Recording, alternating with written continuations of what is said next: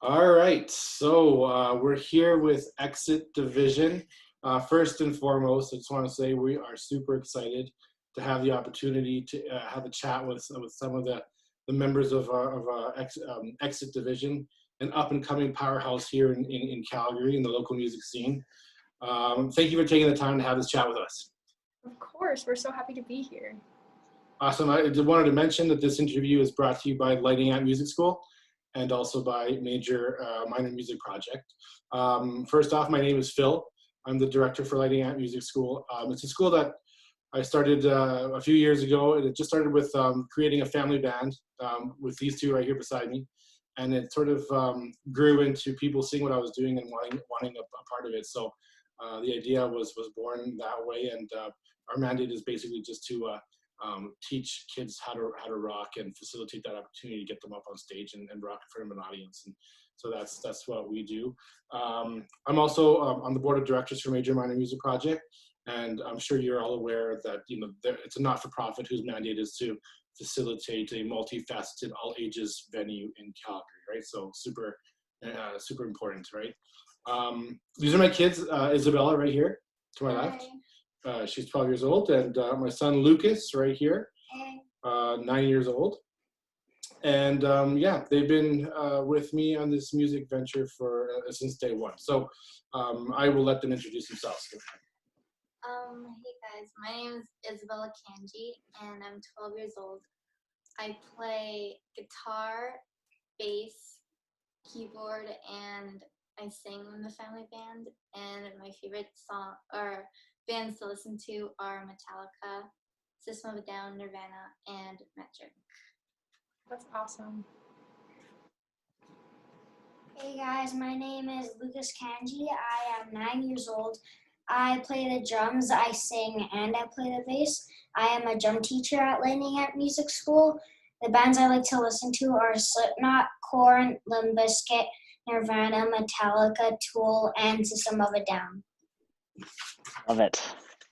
A lot more there. Okay. Yeah.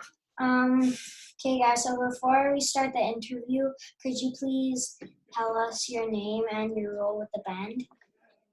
Awesome. I'll start.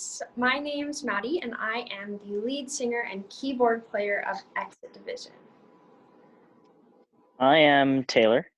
I play drums, and yeah, that's about it. I'm Katie. I do backup vocals, and live I play rhythm guitar for Exit Division, and I also write the string parts. Oh, that's pretty awesome. And then I guess we're missing a couple members, are we? Yeah, so who's not here right now is Mason, our lead guitar player, and Ben, our bass player. Got it. Okay. Okay, thank you. Okay, let's get started. Can you explain a little bit about the history behind how the band met and came together? Yeah, that's an awesome question. So I am, I guess, technically now the only original member of Exit Division, but Exit Division has taken on so many forms over the years. We've been around for about 3 years in the music scene. That's when we started writing music.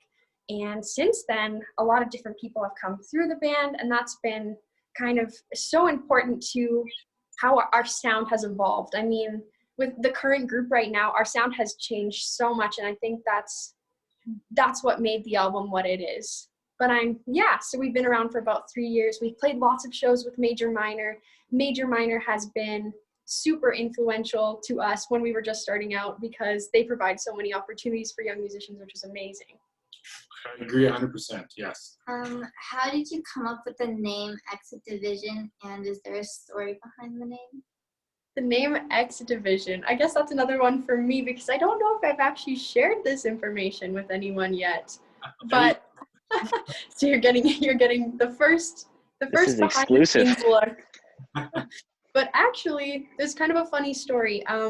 We had a lot of trouble coming up with the original name. We had lists of almost 100 names, and we didn't like any of them. None of them really spoke to us. So how I actually came up with it, I was going through my record collection of vinyl, and I looked at all the songs that were on the back of the records, and I wrote them all down on a sheet of paper.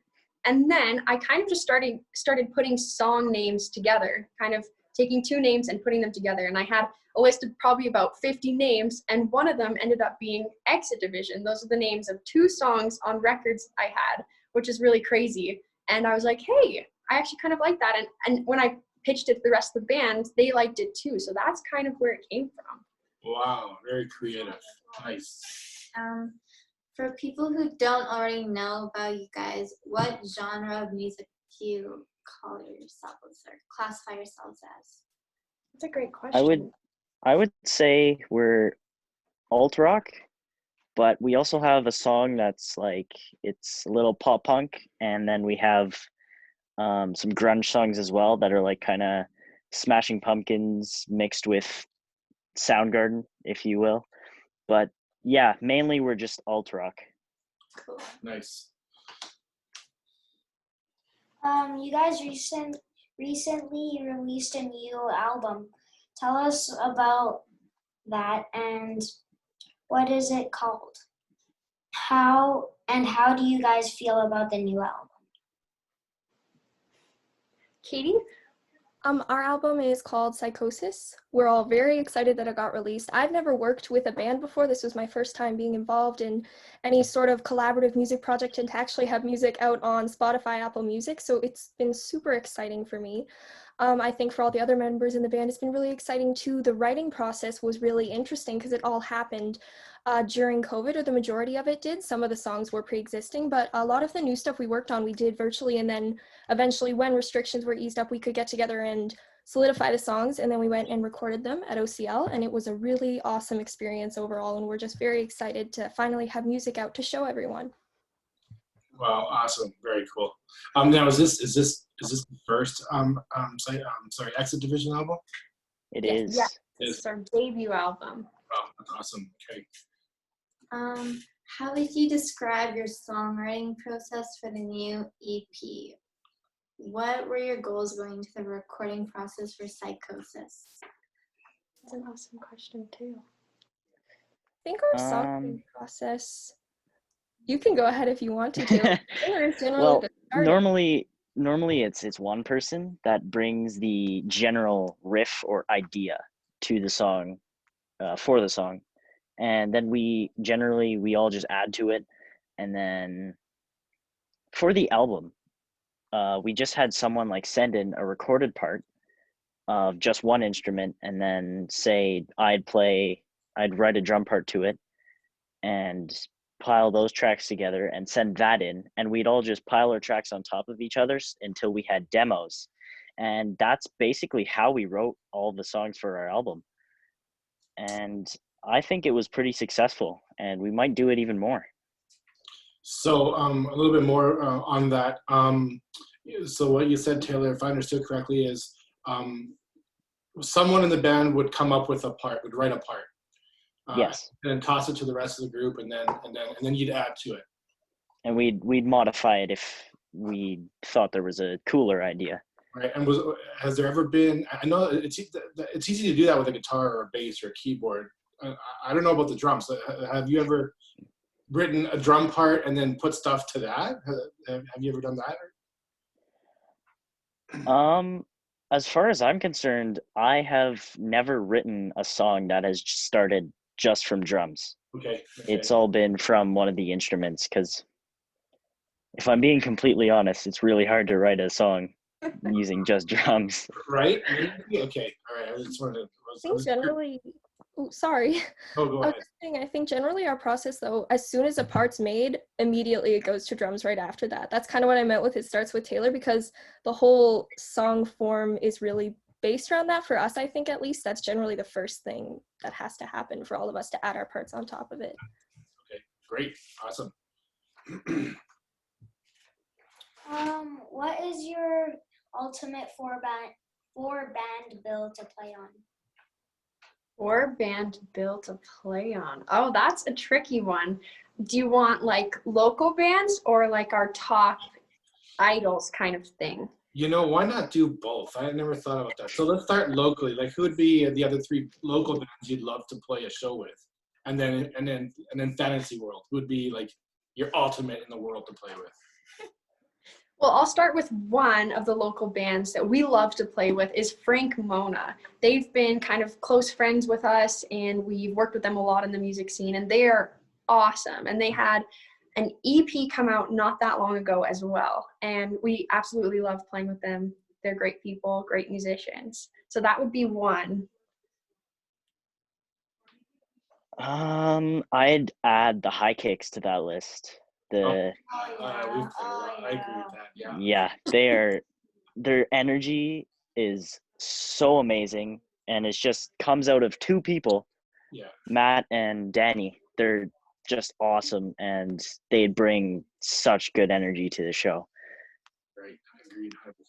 Another great band that we played a show with recently at one of our, not recently, but just before COVID happened at one of our showcases was Krill Williams.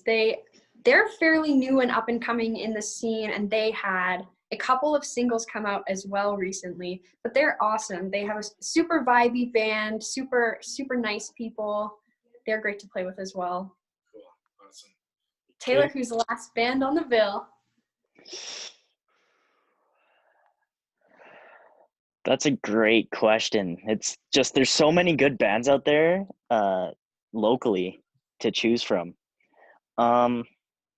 I'm not sure if I'm gonna break a rule with this, but because this band isn't they're not together anymore. Can I still add that to the list? Sure, why not? Definitely. Sellout. Sellout. Oh my goodness, yes. Sellout was they topped my favorite band for a long time. They were just so energetic again live, and just Sarah, her voice, just the amount of power from the small little human being that she is just amazing. And I was so sad to see that band go, but Oh, okay. they were awesome. Cool. I totally agree with Taylor. Sellout was. We're so sad that they're no longer together. But Sarah's vocals are amazing. And actually, when me and Taylor used to go a long time ago when we were at School of Rock together, we covered one of their songs. And just overall, amazing band. Cool. Right on. Katie, is there one more you want to add to that by any chance? I thought it was really fun to play with Hunter and the Kill. They played with us at the only live show I ever got to play with the band. I thought they had a really unique sound and great stage presence, and I thought that was really fun. Awesome. Okay. Yeah. Just so that we don't eat up all our time, one fantasy band each of you. Who would you love to play? Who would be your dream band in the world to play with? I know Okay. I would say Metric. Metric is one of my favorite bands as well. Sweet. Awesome. Awesome. And I love it because there's so much synthesizer, and I'm a total synth nerd. I love learning about that type of stuff. That is great. Sure, this won't come as a surprise to anyone that knows me very well. I'd love to play with Tool. They are my favorite band of all time. Yeah, that's what I thought too. Yeah. Awesome. I'd probably pick Paramore. They're one of my favorite bands of all time, and I think Krill Williams is an amazing artist with great stage presence. Even though they're poppier now, I still think they have a really great sound and great live performance. Awesome. Okay, let's move on here. What has been your favorite show or performance as a band? When and where was it, and why was it your favorite? That's a great question. As a band, actually, it's quite funny because this new variation of the band hasn't been around for that long. The member that joined the latest, Mason, he actually joined about 2 weeks before lockdown. So we never got the opportunity to play a show as this band, which is crazy. We went into lockdown and we started writing immediately. So it was a really kind of backwards way of doing it. But before that, Taylor and Katie were with us then. We played a bunch of shows at Neverland. We had a bunch of showcases there where we invited a bunch of other bands like Krill Williams and Hunter and the Kill and Ephemeron and Frank Mona, and we played with all those bands at our showcases, which was super fun because we had the experience of putting on the whole show ourselves, promoting it, getting food there, getting bands there. So that whole experience was awesome. Nice. Sorry, when was that? That was just before COVID hit, right? Our last showcase, Taylor, that was around January, February time, I think. Yeah, it was just after my birthday, so late February. Yeah. Yeah, right. Cool. Okay. So I'm going to ask you a question. What do you think about the current state of the music industry under today's current circumstances? And that's kind of an obvious question, but I just want to hear what your thoughts are in it anyway. You could talk about the pandemic, streaming music, that kind of thing. But overall, what are your thoughts on the current state of the industry today? That's a great question. I think it's hard for so many artists, especially working musicians who rely on this to pay their bills. It's difficult to be a working musician in these times because they rely on playing live so heavily. And for us, I want to say that we're privileged in that way. We do have a privilege because we are young people who we don't rely on this as our career quite yet. So we're at that advantage. And I want to say that a lot of other people don't have that right now, which is really unfortunate. And so many musicians are struggling and it's so difficult. But I think there's lots of things we can do. There's lots of supports out there through getting grants, through online performances, through selling merch, through streaming. There's lots of other things that musicians can be doing right now. There's lots of resources out there. Sometimes they're hard to find, but I would encourage other musicians, especially young bands, to be seeking those resources right now. Great. Anybody else want to add to that at all? Yeah, I'd say for like the much more popular bands and touring bands, that aspect of the industry is hurting right now because we can't do anything. Nobody can do anything. But for listening and streaming numbers, I think those are getting pretty high because more people are at home with nothing to do, so they just decide to put on some music, and I think that's great. And I think to add to what Taylor was saying, streaming is I have mixed feelings about streaming because like you said, lots of people are turning to streaming in these times, and that's awesome. We're getting the numbers are going up for sure, and we're seeing local bands getting out there, and that's awesome. But it's so hard to make any sort of money off of streaming nowadays because what Spotify and Apple are paying, it keeps going down per stream. So for young artists especially, it's extremely difficult for that to be a sufficient enough source of revenue. So I think, yeah, we have to get super creative in these times. And I think that streaming probably needs some reform to better support artists. Great. Anything else to add to that?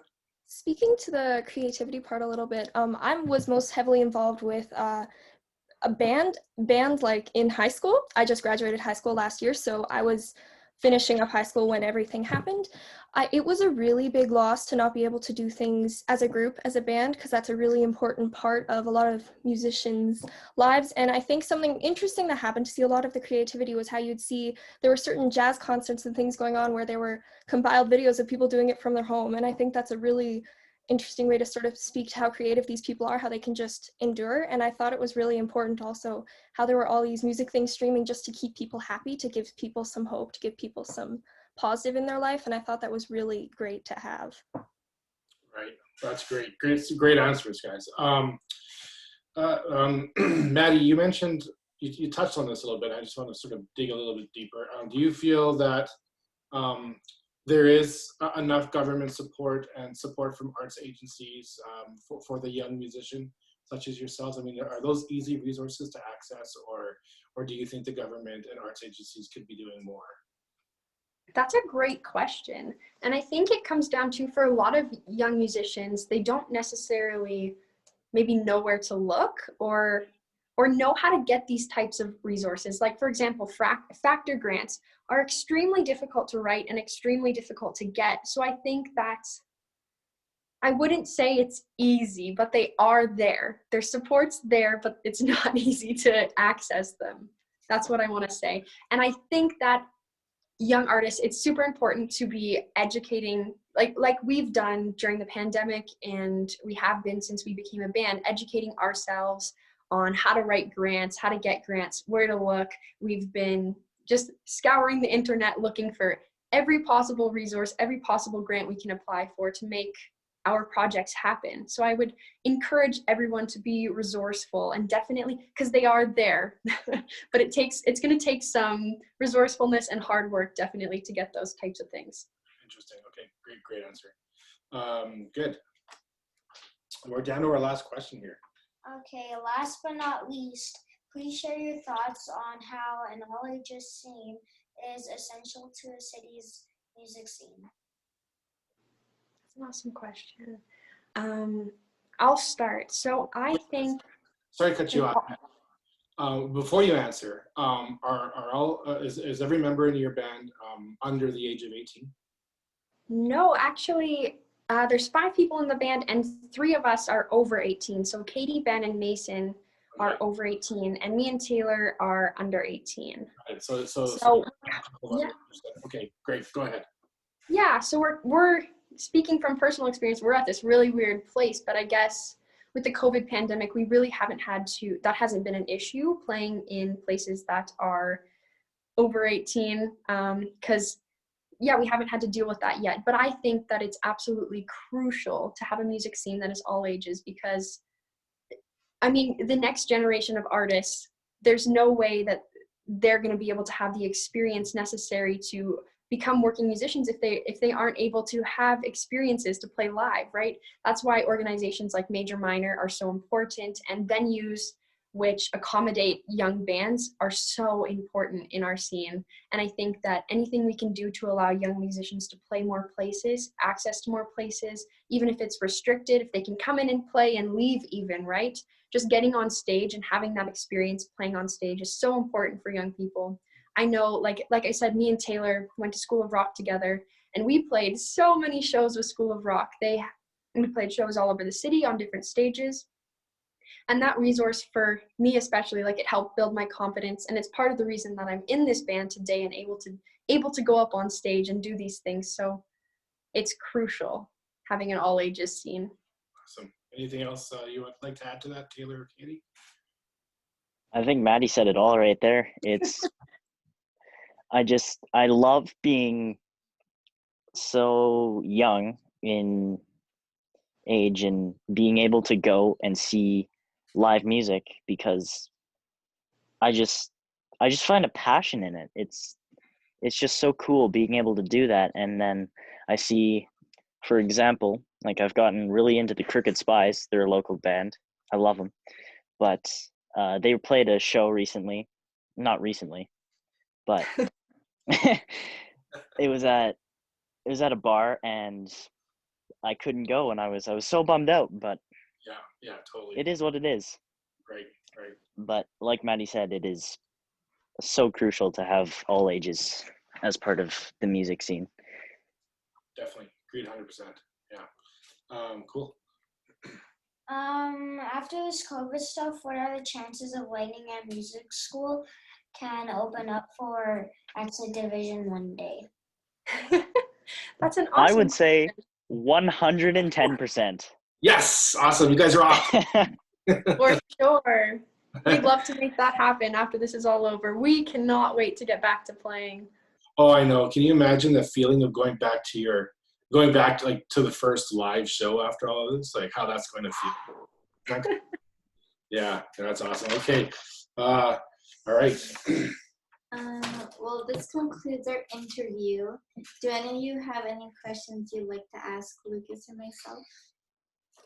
I just think it's amazing that you guys are starting to play music so young. And it's interesting, like you asked about the all ages question, because for yourselves, I'm sure it's been crucial to have Lightning Amp Music School as you're growing up and learning to play music. Like, I had School of Rock. And that's why it's so important for young musicians to have opportunities like that, to start young. I just think it's so amazing that you guys play so many different instruments at that age and have had those opportunities. Awesome. Thank you. That's very nice of you to say. Anybody else have any questions or any comments that you'd like to say before we wrap this up? Yeah, I want to know, what are you guys doing at the moment? Like, I saw Lucas absolutely killing the intro to that Tool song. What's it called? Sober. Yeah. But what kind of things are you guys doing right now? You know, it's just, for me, it's just online lessons with my students for the ones that are enough to do it online. I've got a lot of young ones that are ages 5 to 7 that they wouldn't really have an attention span for it. So unfortunately, they're on hold waiting for restrictions to be lifted. It's been pretty challenging.